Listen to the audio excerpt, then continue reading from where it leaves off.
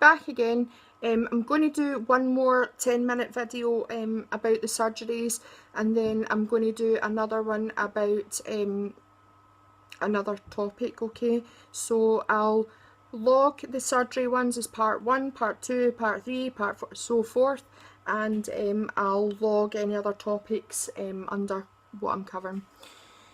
So where did I get to? Yeah, I was finding it really hard because everyone else in high dependency was able to eat a normal diet. So when meal times came, there was a smell of food in the place and you could see them eating. And don't get me wrong, at the start wasn't interested, and the whole thought just made me want to vomit. But as the weeks progressed, because I hadn't even had anything, you know, to like chew in my mouth or suck or anything like that, it's so strange. You start to crave like crunching and chewing. The hunger pains that I got were so sore, like not excruciating, but you know when your stomach gets that really grumbly hungry and really you could eat a scabby horse? That was the pain that I had, but it was overtaking things. It's so strange. I think it's because that sort of pain is also like a mental pain. Sorry, I'm just getting comfy and my legs going to sleep.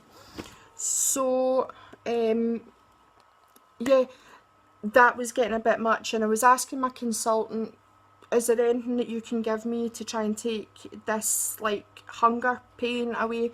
Unfortunately there wasn't.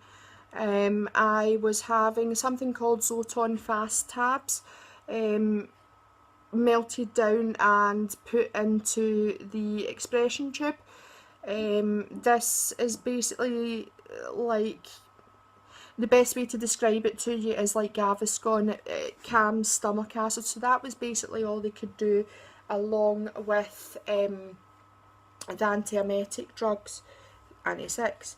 So yeah, it was really hard combating that hunger. At one point the consultant said that I would be allowed to have boiling sweets, like the hard sucky sweets.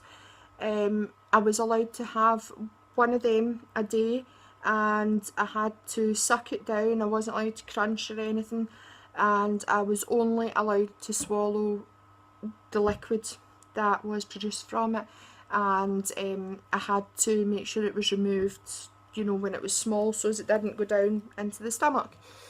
So that was honestly the best thing ever. Like, when you have not eaten, when you've not had anything in your mouth, having something there, oh, it's out of this world. Anyway, I was at the stage where I felt, as I say, I really wanted to eat, and kind of the professor was very unsure about whether to let the nasogastro feeds start or not. All these weeks, it is possible to go all these weeks without eating as long as you have the Hartmann's drip, because your body will get the nutrients from that. It's still not like eating, obviously. The nutrients are going into your veins and absorbed from there as opposed to into your digestive system. So the professor decided that he was going to try a technique which was getting me to drink something called methylene blue. This stuff is putrid. I can still taste it to this day, and I can't eat anything that's like blue. Blech. Right? This stuff is a blue dye. It's a powder, and they mix it into a small amount of water. You drink it. Obviously I had to do it in very small sips. It travels into the digestive system, and it lets the staff monitor, because I had the drains in, to see if the blue dye, the methylene blue, was coming out of the drains into the collection tubs. Unfortunately, for quite a period of time that was the case, and so it was clarified that I couldn't eat anything. the day that it started to clear was fantastic, because it was almost like I'd reached some sort of milestone. And yeah, it was great. And do you know, see, when it got to the stage where I didn't have to drink methylene blue anymore, honestly, I was ecstatic. It's like drinking ink. Blah. So yeah,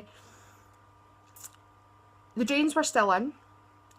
I was eventually, talking months later, transferred from high dependency into their sister ward, which was like a normal ward for gastric and abdominal surgeries. The change from high dependency to there was massive, massive.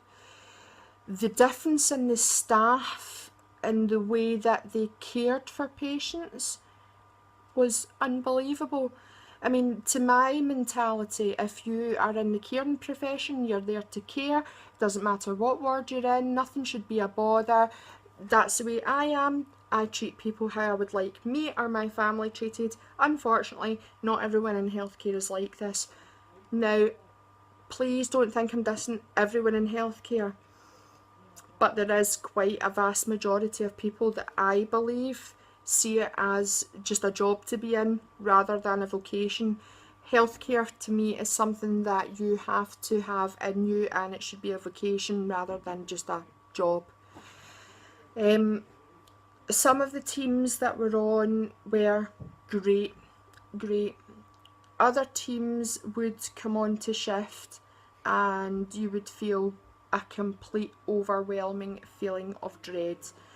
My named nurse at the time was a young girl. How can I put it? She was switched on, but quite dolly, if that makes sense, in the fact of, you know, the perfect size, the hair, all the rest of it, right? She wasn't very approachable, and I was, you know, kind of let down that she was my named nurse. And the reason for that came to fruition when basically I had an accident. I had went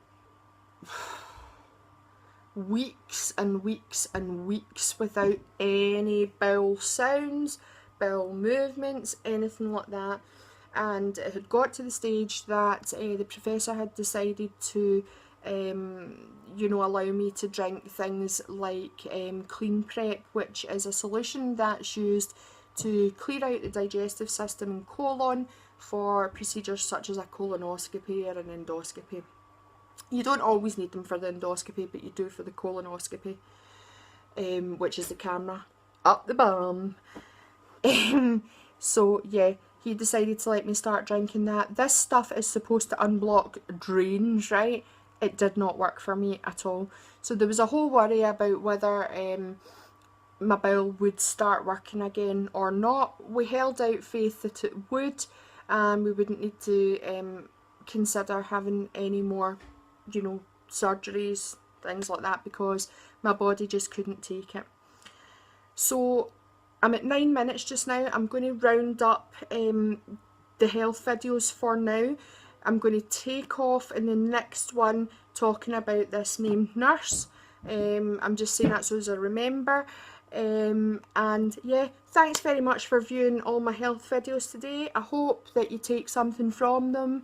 And yeah, if you don't take anything from them health wise, sorry, but I hope you enjoy them. And I'll catch you tomorrow with another update, okay? I look forward to my next video.